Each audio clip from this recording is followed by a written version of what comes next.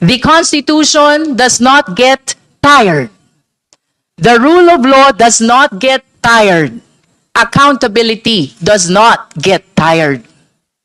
If an impeachment complaint is filed and referred to this committee, we must examine it.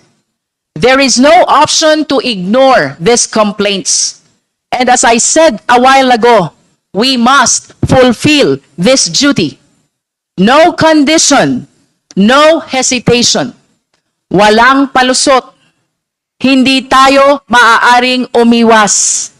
Hindi maaaring umurong. Hindi maaaring magbulag-bulagan.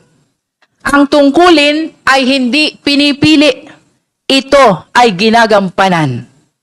Lalo na ngayong panahon na laganap ang fake news, mas lalo tayong dapat maging maingat at matatag.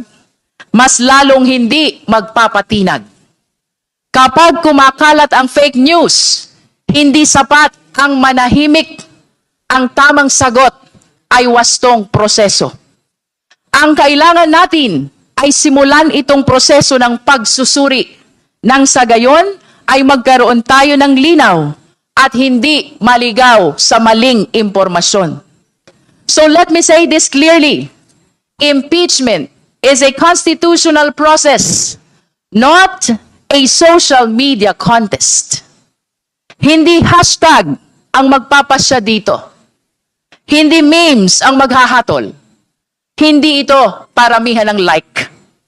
There are claims circulating that these impeachment complaints are merely recycled accusations already dismissed by the Supreme Court. Let us correct that firmly and factually. The Supreme Court did not rule on the merits of the allegations. It did not conduct a trial. It did not weigh evidence.